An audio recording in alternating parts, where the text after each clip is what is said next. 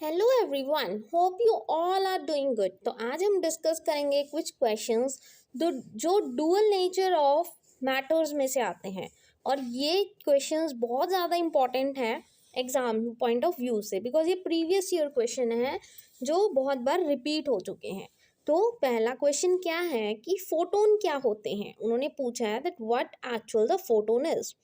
तो फोटोन क्या होता है और उसकी प्रॉपर्टीज दो। फोटोन पहले तो आपको पता होना चाहिए ये क्या होता है। एक छोटू सा पैकेट होता है जिसमें क्या है, बहुत ज़्यादा एनर्जी भरी होती है। ठीक है जी।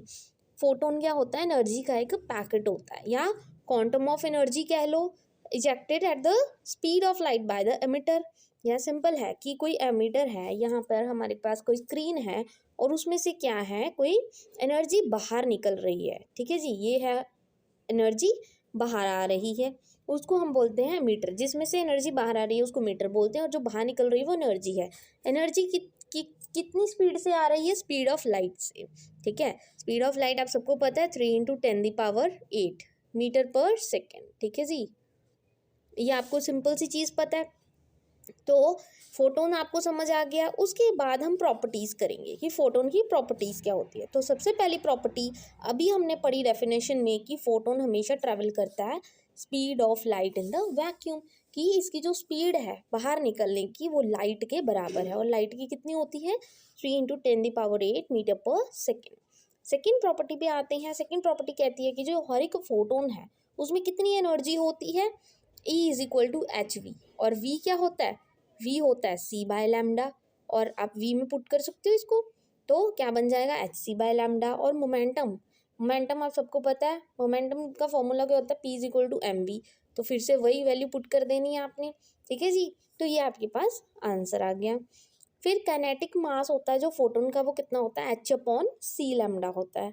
ठीक है, काइनेटिक मास भी पता लग गया। उसके बाद फोटोन क्या करता है, ट्रेवल करता है स्ट्रेट लाइन में। ये इसकी प्रॉपर्टीज़ है कि एक्चुअल में फोटोन होता क्या क्या है। ठीक है जी, पहले तो वो क्या करता है, लाइट की स्पीड से भागता है 3 × 10⁸। उसके बाद हर एक फोटोन का एनर्जी और मोमेंटम होता है। फिर काइनेटिक मास फोटोन का कितना होता है, H/c⁻। और फोटोन ट्रेवल कैसे करता है, हमेशा स्ट्रेट लाइन में करता है। फिफ्थ प्रॉपर्टी क्या है, फोटोन की कोई चार्ज नहीं होती, फोटोन पर कोई चार्ज नहीं होता। Photon are not deviated by magnetic field, magnetic field से डेविएट नहीं होते। Photons are not deviated by electric field, मतलब दोनों ही फील्ड में वो डेविएट नहीं होते। और रेस्ट मास फोटोन का क्या होता है, हमेशा जीरो होता है। और रेस्ट मास जीरो कैसे होता है, अगर आपको एक्सप्लेन करना आए तो उसको भी हम डेरिवेशन नेक्स्ट क्वेश्चन में आप देख सकते हो। ये क्वेश्चन पूछा गया है, prove that the rest mass of photon is zero. तो आप बताओगे कि रेस्ट मास फोटोन का जीरो कैसे है। तो पहला क्वेश्चन तो समझ आ गया, फोटोन क्या होती है और उसकी प्रॉपर्टीज़ क्या होती हैं। और ये बहुत इंपॉर्टेंट क्वेश्चन है। फिर हम प्रूफ करेंगे कि रेस्ट मास जीरो है तो है कैसे। ठीक है जी, तो मास हमें सबको पता है कि हम क्या करेंगे, रिलेटिविटी की थ्योरी लेंगे। ये जो रिलेटिविटी की थ्योरी होती है, तो उस थ्योरी में क्या बोला गया कि एम हमारे पास मास है किसी पार्टिकल का, वो मूव कर रहा है स्पीड v के साथ, वेलोसिटी v के साथ। ठीक है जी, और उसकी स्पीड क्या है, लाइट के बराबर है, मतलब c।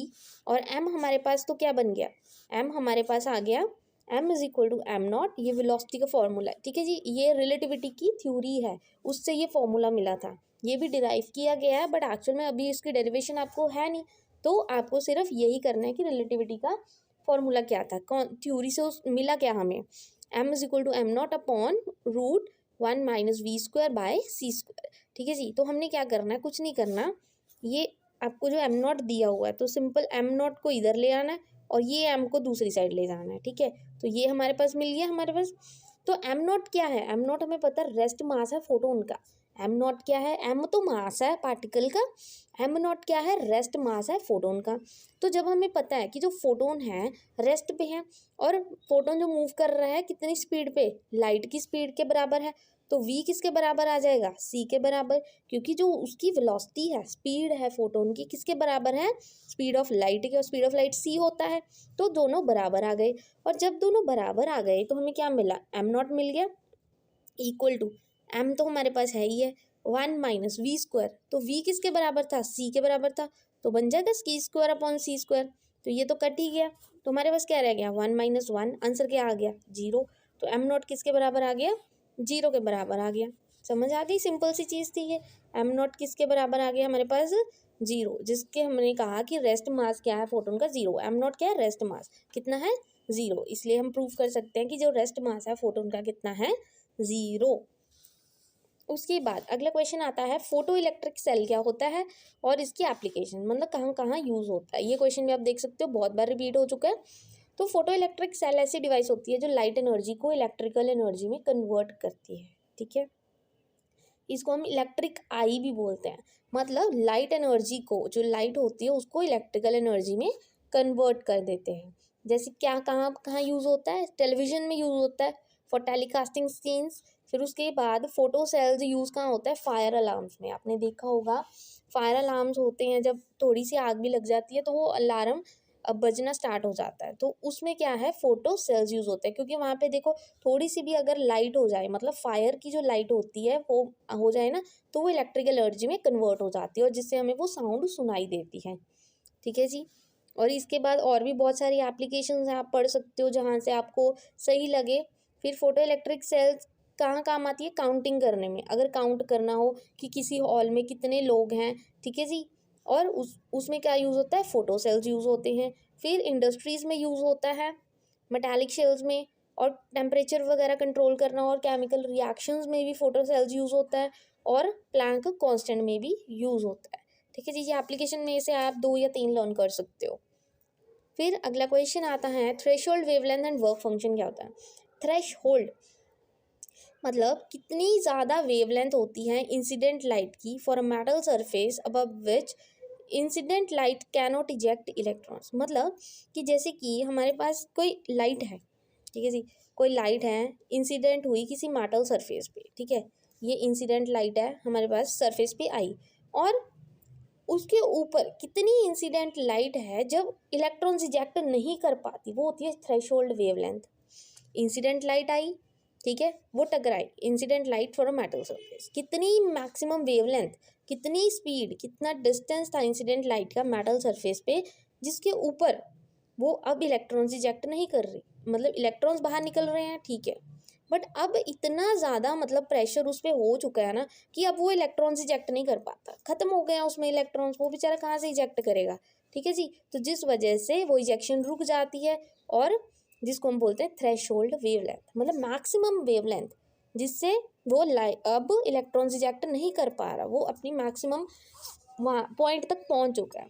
तो वर्क फंक्शन क्या होता है, सबसे कम एनर्जी जो हम देते हैं, ठीक है, supply two electron so that it can eject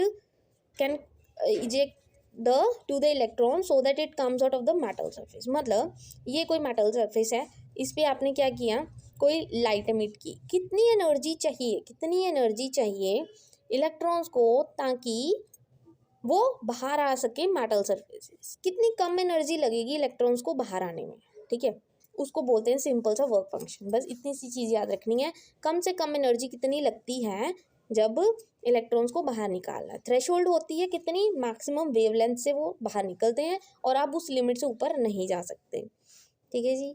अब आता है photo electric effect and threshold frequency. फिर से वही चीज़, फोटो इलेक्ट्रिक इफेक्ट आप सबको पता है कि कोई मेटल सरफेस है, उस पर क्या है, कोई लाइट इंसिडेंट हुई और कितने इलेक्ट्रॉन्स बाहर निकले, ठीक है जी, उसको क्या बोलते हैं हम, फोटो इलेक्ट्रिक इफेक्ट बोलते हैं। फोटो इलेक्ट्रिक का मतलब, फोटो मतलब क्या होता है, लाइट, कोई लाइट इजेक्ट हुई और उसमें से इलेक्ट्रॉन्स बाहर निकले उस सरफेस में से, ठीक है जी।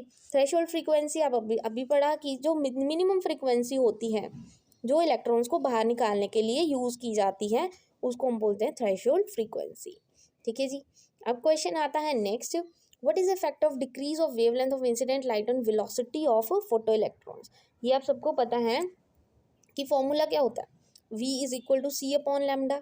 लैम्डा क्या होती है, वेवलेंथ, सी क्या होती है, लाइट की स्पीड, और v क्या होती है, वेलोसिटी। उन्होंने पूछा कि जो वेवलेंथ का इंसिडेंट लाइट पे वेलोसिटी पे क्या फ़र्क पड़ता है, तो सिंपल सी चीज़ है, अगर आप वेवलेंथ को कम करोगे तो वेलोसिटी खुद ब खुद इंक्रीज होगी, ठीक है। ये देखो इन्वर्सली प्रोपोर्शनल है एक दूसरे के, ठीक है, एक चीज़ बढ़ेगी तो दूसरी खुद ब खुद कम होगी।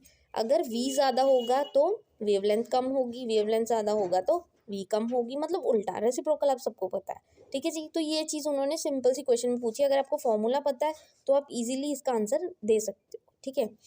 फिर उसके बाद मैं क्लियरली फिर से बता देती हूँ अगर नहीं समझ आ रहा, कि v किसके बराबर है, c बाय लैम्डा के।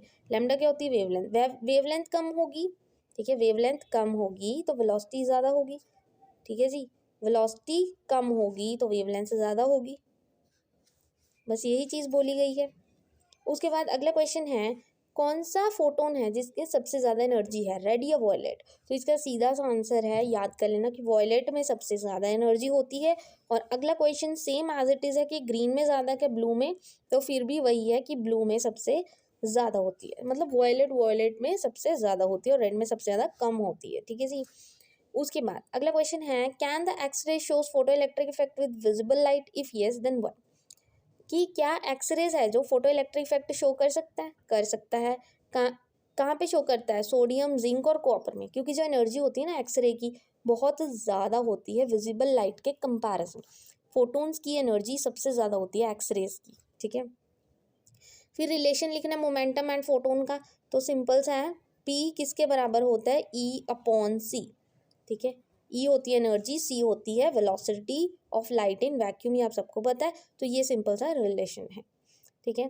अब कौन सा फैक्टर है जिस पे थ्रेशोल्ड फ्रीक्वेंसी डिपेंड करती है। थ्रेशोल्ड फ्रीक्वेंसी अभी हमने किया कि सबसे ज़्यादा कम फ्रीक्वेंसी कितनी लगेगी, वो किस चीज़ पे डिपेंड करती है, मेटल पे डिपेंड करती है, ठीक है जी, मेटल पे, कि कौन सा मेटल है। क्योंकि देखो जब बात इन्होंने बोली है कि कितनी कम फ्रीक्वेंसी लगेगी उस सरफेस से इलेक्ट्रॉन को निकलने में, कम पूछा उन्होंने, कौन सा फैक्टर होगा, ये सरफेस का फैक्टर होगा, ठीक है।